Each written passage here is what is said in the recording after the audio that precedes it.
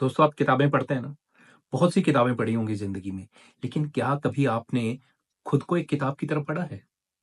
नहीं, ये कोई ट्रिक क्वेश्चन नहीं है।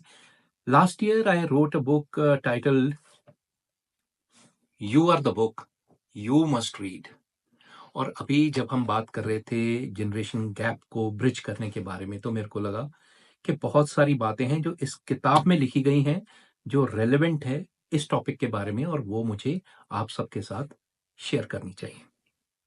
तो जो पहली बात बात क्या, it is the third chapter of the book and it is titled the me time myth.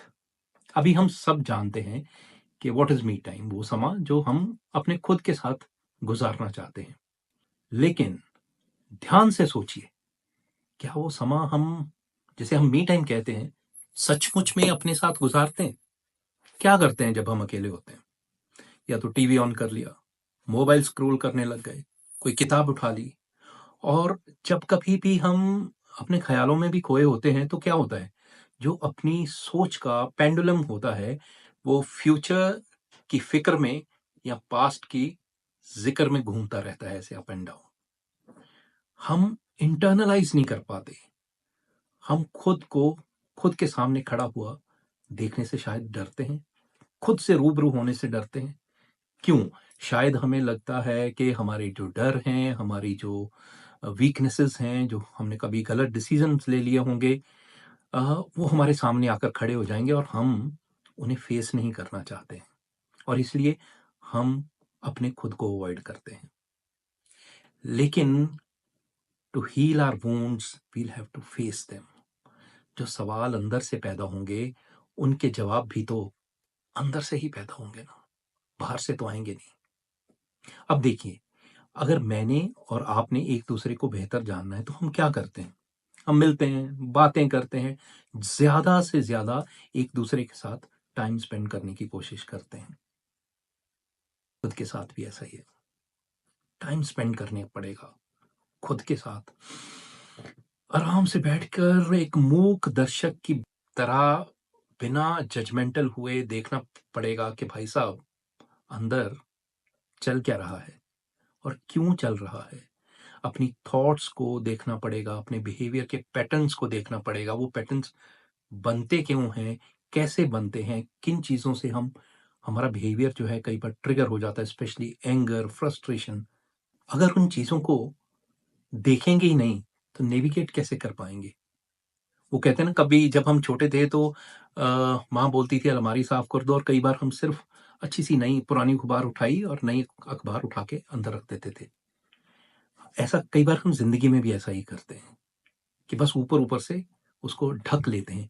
लेकिन जो जो जैसे अलमारी में जो गंद अंदर पड़ा रह जाता है, वो बाद में धीरे-धीरे स्मेल करने लग जाता है, रुगन हो जाता है। ऐसे ही जो सोचें, जो थॉट्स, जो फ़ियर्स, जो एंग्ज़ायटीज़ हमारे अंदर पड़ी रह जाती हैं, वो धीरे-धीरे हमारे बिहेवियर में से स्मेल मारनी शुरू हो जाती हैं।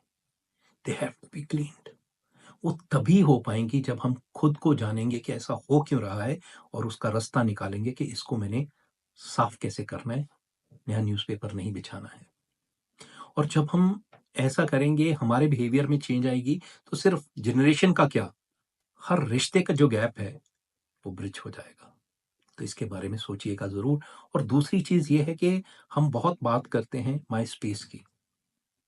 जिस तरह से हम अपने घर वालों से, हमारे आस-पास रहने वालों से हम मी टाइम की डिमांड करते हैं, वैसे ही हम माई स्पेस की भी डिमांड करते हैं। लेकिन मैंने देखा है, स्पेशली द यंगर जनरेशन, बड़े भी लोग अ, माई स्पेस के चक्कर में आज उनके पास जो बचा है वो सिर्फ स्पेस ही बची है। उस इतनी बड़ी स्पेस में वो अकेले रह गए हैं। वर्चुअल वर्ल्ड में उनके बहुत सारे दोस्त होंगे, बहुत से लोगों से कनेक्टेड होंगे, लेकिन फिजिकल वर्ल्ड में उनके कनेक्शन टूट चुके हैं। पहले जॉइंट फैमिलीज़ होती थी, एक-दूसरे से मिलते थे, बॉन्ड स्ट्रॉन्ग होते थे, because we are social beings, we were made to live in groups, tribes, communicate with each other, get in physically touch with each other. ना सिर्फ अपने साथ, नेचर के साथ, एनिमल्स के साथ, सबके साथ हम लोग कम्युनिकेट करते थे। और जब हम घर में चाचा-चाची, मामा-मामी किसी से बात करते थे, तो बहुत सी बातें अंदर से निकल जाती थी। क्योंकि अभी इतना इंफॉर्मेशन अवेलेबल है बच्चों के पास, उन्हें लगता है कि दे नो एवरीथिंग, बट बेटा जब तक इंफॉर्मेशन जो है वो एक्सपीरियंस के साथ नहीं मिलती, वो विजडम नहीं बनती है। And you guys do not need pieces of information but wisdom to navigate through your life. इन दोनों बातों को याद जरूर रखिएगा, and I am sure that this will help us bridge lot of gaps. और अंत में अभी पिछली बार दो बच्चों ने दो क्वेश्चन पूछे थे। टीना ने पूछा था कि why can't I cut nails in the evening, उनकी नानी मना करती है उनको, एंड उसका बेटा सिंपल सा रीजन है, तीन रीजन थे उसके। First is safety, second is hygiene, and third is your sleep cycle. अगर पहले क्या होता था बेटा बताओ, रात को लाइट ही नहीं होती थी। अभी रात को जब लाइट नहीं है, उसमें जो नाखून काटना है वो आपके लिए हार्मफुल हो सकता है, you could hurt yourself. Secondly, you नीचे गिर जाएंगे, किसी के पैर पे लगेंगे, हाइजीन। एंड थर्ड इज कि जब भी कभी इन द इवनिंग अगर आप कोई ग्रूमिंग की या एक्टिविटी करते हो, तो it could, your brain becomes active and it could disturb your sleep cycle. और अर्जुन ने पूछा था कि what does my chicken sandwich has to do with spirituality, मैं रोज चिकन क्यों नहीं खा सकता हूँ? तो बेटा इसके दो रीजन हैं। पहला तो मूल रीजन, ये बेसिक रीजन ये है कि the elders wanted you to give break to your digestive system, क्योंकि चिकन हैवी होता है। एंड सेकेंड रीजन वॉज कि जब भी हम किसी डेटी की पूजा करते हैं, we offer full respect to that deity. अब मंगलवार किसका दिन है? हनुमान जी का दिन है। हनुमान जी कौन थे? ब्रह्मचर्य का पालन करते थे। और चिकन को क्या माना जाता है? तामसिक माना जाता है। और जिस दिन हमने उनकी पूजा करनी है, हमने सात्विक भाव में रहकर उनकी पूजा करनी है।